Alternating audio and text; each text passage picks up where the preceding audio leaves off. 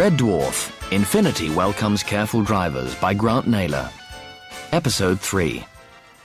Marooned 793 million miles from Earth and desperate to get back to Liverpool, Dave Lister has signed on as a technician third class on the mining ship Red Dwarf.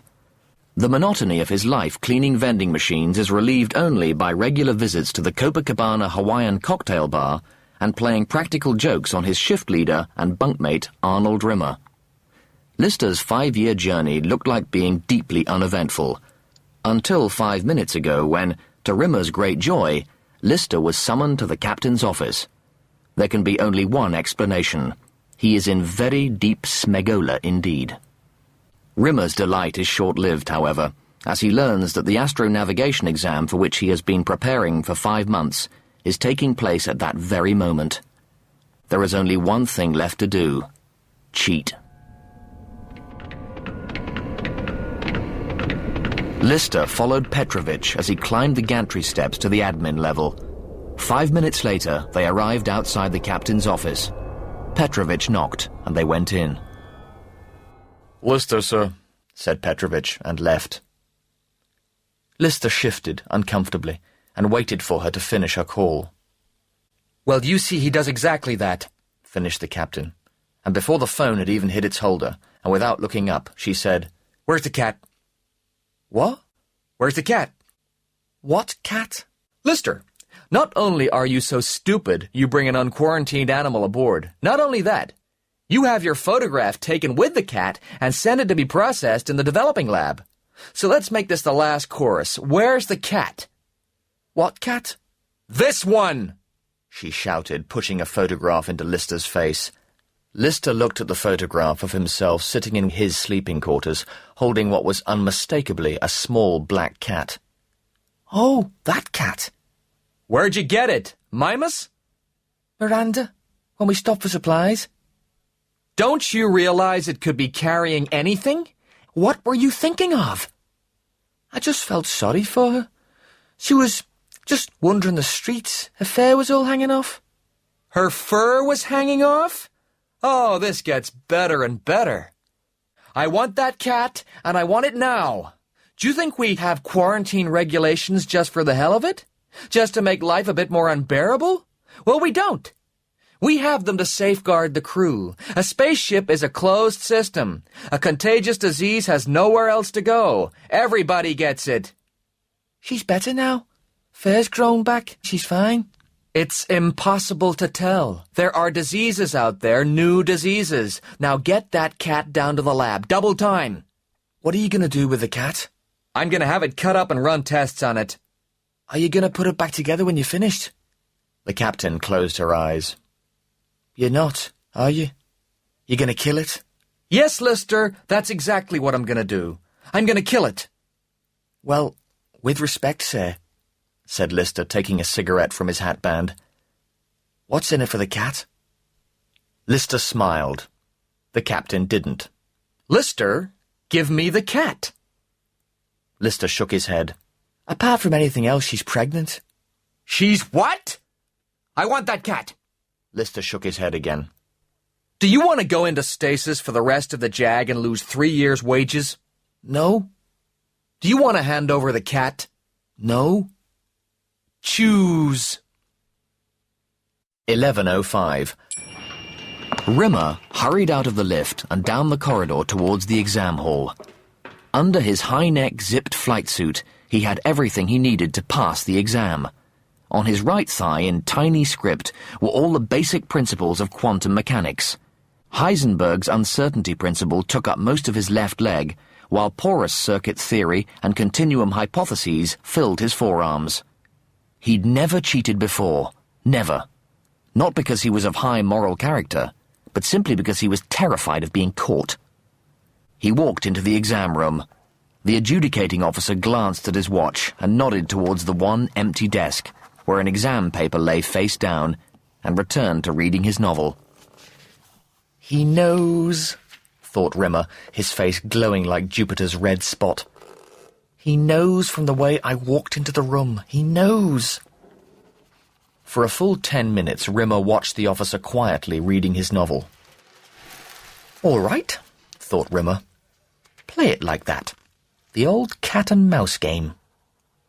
Another 10 minutes went by. Still the officer taunted him by doing nothing. Nothing. At 11:45, Rimmer decided the adjudicator didn't know, and it was safe to begin. Safe to cheat. He turned over the exam paper and started to read the questions. Astronavigation, Part 1 Examination. Question 1. Describe, using formulae where appropriate, the application of de Boer's theory of thermal induction in porous circuitry. That was his left forearm. The answer was there. All he had to do was slide back his sleeve, copy it all down, and he was 1/5 of his way into that officers' club. He looked at the other questions. There were 3 others he could do, and he could do them perfectly. 80%. He only needed 40. There was a whole hour to go. He was an officer! Arnold J. Rimmer, Astronavigation Officer, 4th Class. Already in his mind's eye, ticker tape was cascading from rooftops as he sat in the open-top limousine, waving to the adoring Ionian crowds. He snapped out of it. No time for complacency. 15 minutes per question, it was enough. Casually, he rested his hand on his wrist and slowly slid back the sleeve. The adjudicating officer turned a page in his novel. Rimmer looked down at his arm. An inky black blob stared up at him. His body had betrayed him. It had conspired to drench him in sweat and dissolve his best chance ever of getting that glimmering gold bar. The answer to the question was there, hiding in the black, blobby mess. Rimmer decided to take a chance in a million. It was the longest of long shots. With careful precision, he placed his inky hand on the answer sheet and pressed as hard as he could. Maybe, just maybe, when he removed his hand, his tiny copperplate writing would reassemble itself legibly on the page. He removed his hand. There, in the middle of the page, was a perfect palm print, with a single middle finger raised in mocking salute. An idiotic grin spread across Rimmer's face as he picked up his pen and signed the bottom of the page. Slowly he clambered to his feet, saluted the adjudicating officer, and woke up on a stretcher on his way to the medical bay. Petrovich led the way and Lister followed.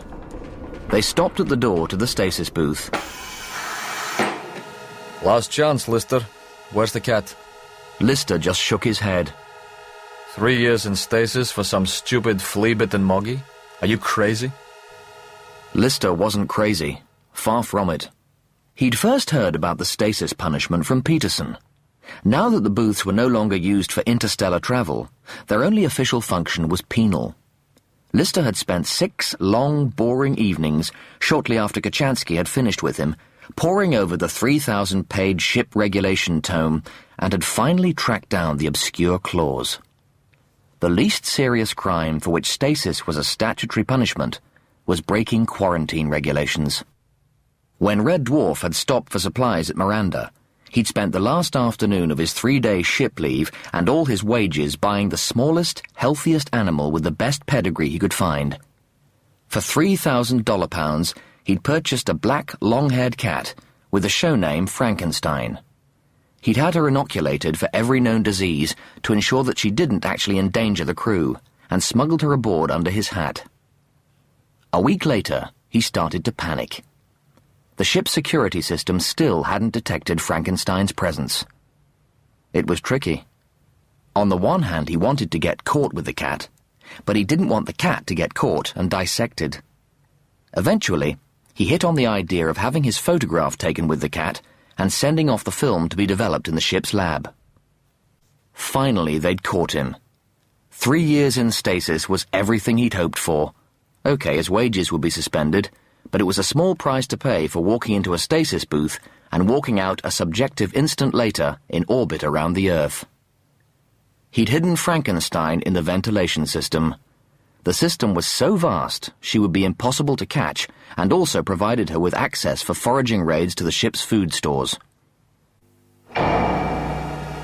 As the metal door slammed behind him, he sat on the cold smoothness of the booth's bench and exhaled. Suddenly a warm green light flooded the chamber, and Lister became a non-event mass with a quantum probability of 0. He ceased temporarily to exist. 2017. A red warning light failed to go on in the drive room, beginning a chain of events which would lead in a further 23 minutes to the total annihilation of the entire crew of Red Dwarf. 2018. Rimmer was released from the medical bay and told to take 24 hours sick leave. He was halfway back to his sleeping quarters when he changed his mind and decided to spend the evening in a stasis booth. 2023. Navigation officer Henri Dubois knocked his black Kona coffee with 4 sugars over his computer console keyboard. As he mopped up the coffee, he noticed 3 red warning blips on his monitor screen, which he wrongly assumed were the result of his spillage. 2024. Rimmer got out of the lift on the main stasis floor and made a decision which, in retrospect, he would regret forever. He decided to comb his hair. 2031. The cadmium-2 coolant system, located deep in the bowels of the engine corridors, stopped functioning. 2036. Rimmer stood in the main washroom on the stasis deck and combed his hair. He combed his hair in the usual way, then decided to see what it would look like if he parted it on the opposite side. If he had left at this point and gone directly to a stasis booth, he wouldn't have died. But instead, he was seized by one of his frequent superstition attacks. He rolled the paper towel into a ball and decided if he could throw it directly into the disposal unit, he would eventually become an officer. He took careful aim. It missed by 8 feet. 2040. The cadmium-2 core reached critical mass and unleashed the deadly power of a neutron bomb. The ship remained structurally undamaged, but in 0.08 seconds, everyone on the engineering level was dead. 2040 and 2.7 seconds. Rimmer placed his hand on the wheel lock of stasis booth 1344. He heard what sounded like a nuclear wind roaring down the corridor towards him. It was, in fact, a nuclear wind roaring down the corridor towards him. What now? He thought, rather irritably, and was suddenly hit full in the face by a nuclear explosion.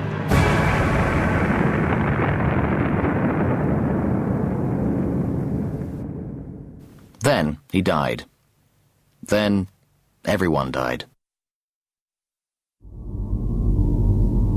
Deep in the belly of Red Dwarf, safely sealed in the cargo hold, Frankenstein nibbled happily from a box of fish paste, while 4 tiny, sightless kittens suckled noisily beneath her. The hatch to the stasis booth zazunged open, and a green Exit Now sign flashed on and off above Lister's head. Holly's digitalized face appeared on the 8-foot square wall monitor. It is now safe for you to emerge from stasis. I only just got in. Please proceed to the drive room for debriefing. Holly's face melted into the smooth greyness of the blank screen. But I only just got in. He walked down the empty corridor towards the express lift. What was that smell? A musty smell, like an old attic. He'd never noticed it before. And what was that noise? A kind of hissing buzz. The air conditioning? Why could he hear the air conditioning? He'd never heard it before. He suddenly realized it wasn't what he was hearing that was odd. It was what he wasn't hearing. Apart from the white noise of the air conditioning, there was no other sound. Just the lonely squeals of his rubber soles on the corridor floor. And there was dust everywhere. Curious mounds of white dust lying in random patterns. Where is everybody? Holly projected his face onto the floor in front of Lister. They're dead, Dave. Who is? Everybody, Dave. What? Everybody's dead, Dave. What? Everybody? Yes, everybody's dead, Dave. What? Peterson? Yes, they're all dead. Everybody is dead, Dave. Burroughs? Everybody is dead, Dave. Even the captain? Yes, everybody. What about Rimmy? He's dead, Dave. Everybody is dead. Lister looked blankly in no particular direction, while his face struggled to find an appropriate expression. Wait, are you telling me everybody's dead? Holly rolled his eyes and nodded. The enormous drive room echoed with silence. Holly? What are these piles of dust? The dust lay on the floors, on chairs, everywhere, all arranged in small, neat dunes. Lister dipped his finger in one and tasted it. That is Console Executive Imran Sanchez. Holly told him about the cadmium-2 radiation leak, how the crew had been wiped out within seconds, how he'd headed the ship pell-mell out of the solar system to avoid spreading nuclear contamination, and how he'd had to keep Lister in stasis until the radiation had reached a safe background level. So, how long did you keep me in stasis? 3 million years, said Holly as casually as he could. Lister acted as if he hadn't heard. 3 million years? It had no meaning. If it had been 30 years, he would have thought, what a long time. But 3 million years? He wandered over to the chair opposite the console he'd seen Kachansky operate. So, Chrissy's dead? He said, staring at the hummock of dust. I always thought we'd get back together. I had this sort of plan that one day I'd have enough money to buy a farm on Fiji. I always pictured she'd be there with me. This was getting morbid. Holly tried to lighten the atmosphere. Well, she wouldn't be much use to you on Fiji now. Not unless it snowed and you needed something to grit the path with. Holly! Sorry. I've been on my own for 3 million years. I'm just used to saying what I think. For some time now, well, the last 200,000 years to be exact, Holly had suspected he'd gone a bit peculiar. Just as a bachelor who spends too much time on his own gradually develops quirks and eccentricities, so a computer who spends 3 million years alone in deep space can get, well, set in his ways. There was a rather alarming amount of knowledge he seemed to have forgotten. He knew, for instance, that Isaac Newton was a famous physicist, but he couldn't remember why. He could recall pi to 30,000 digits, but he couldn't say for absolute certain whether port was on the left side and starboard on the right, or whether it was the other way round. And who knocked Swansea City out of the FA Cup in 1967. He used to know. It was a mystery now. Of course it wasn't important. Still, it was for Holly a source of perturbation. It's a source of perturbation, he thought. Then he wondered whether there was such a word as perturbation, or whether he'd just made it up. He didn't know that either. Oh, it was hopeless.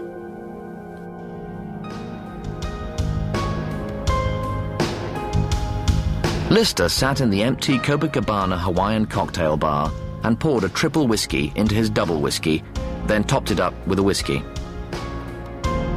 Everybody was dead. Everybody. He'd been in stasis 3 million years. 3 million years. Since one drunken night outside the Mary Lloyd off Regent Street, London, every step he'd taken had led him further and further from home. And now he was 3 million years away. 3 million years out into deep space, further than any human being had ever been before. And he was totally alone. The enormity of all this was slowly beginning to sink in when Holly dropped his final bombshell. The one about the human race being extinct. What do you mean, extinct? Well, 3 million years is a very good age for a species. I mean, your average genus only survives a couple of 100,000 years max. And that's with a clean living species like dinosaurs. And even then, they didn't get to clock up the big 1 mil. So the chances of the human race making it to the big 3,000,000 are practically non-existent. So, I'm afraid you just have to face up to the very real possibility that your species is dead. Much to his surprise, Lister had to let out a sob. Were you very close? Holly tilted his head sympathetically. Lister spent the next 5 days going to pieces. There seemed little point in getting dressed, and so he wandered around naked, swigging from a bottle of whiskey. He didn't know what to do. He lost a stone in weight and started shouting at people who weren't there. Every evening at around 5 p.m. he'd stagger stark naked into the drive room, and waving his whiskey bottle dangerously in the air, he'd belch incoherent obscenities at Holly's huge visage on the gigantic monitor screen. On the evening of the 5th day, as he staggered through the Red Dwarf shopping mall, toasting invisible crowds, he keeled over and blacked out. When he woke up in the medical unit, a man with an H on his forehead was looking down at him with undisguised contempt. "You're a hologram?" said Lister.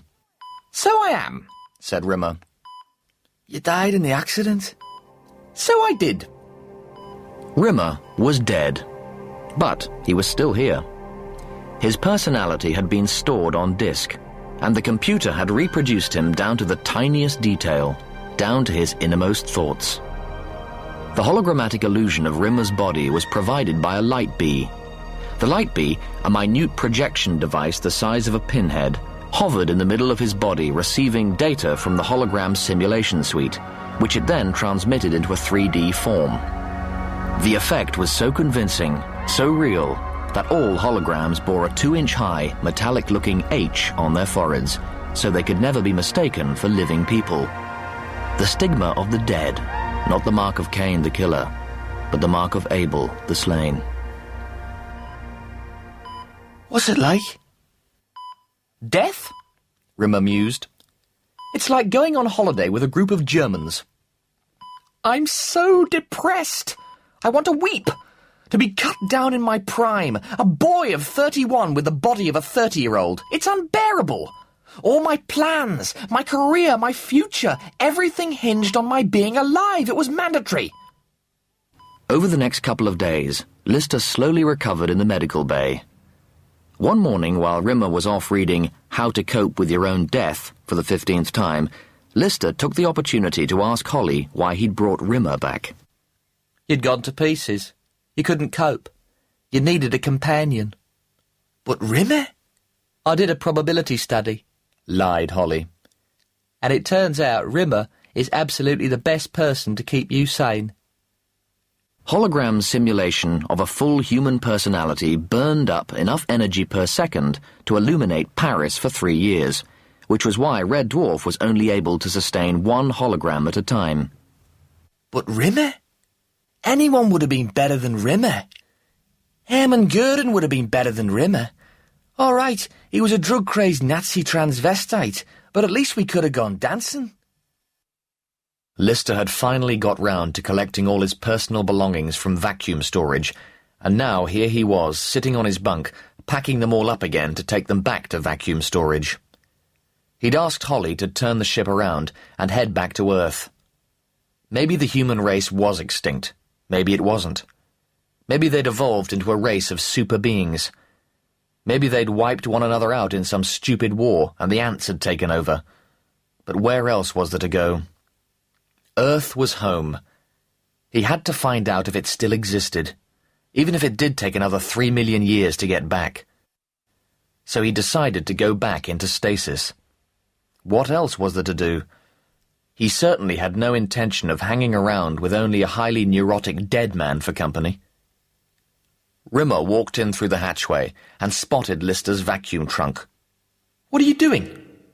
Rimmer listened in mounting disbelief as Lister outlined his plan. "What about me? What am I supposed to do on my own for 3 million years?" "I don't know. I haven't really thought about it." "No, exactly." "Quite honestly, the prospect of hanging around and having to listen to you whining and moaning and bleating and whinging for the next 3/4 of a century because you happen to have snuffed it does not exactly knock me out." "I can't believe you've just said that." Holly faded into focus on the sleeping quarters vid screen. "Oi," he said rather uncomputer-like. "I've just opened the radiation seals to the cargo decks, and there's something down there. What do you mean? Some kind of life form. What is it? I can only see it on the heat scanner. I don't know what it is. I only know what it isn't. What isn't it then? It isn't human. Red Dwarf, Infinity Welcomes Careful Drivers, was written by Grant Naylor and performed by Chris Barry. Additional music and effects were by Nick Graham. Technical presentation by John Etchells. Produced by Chris Wallace.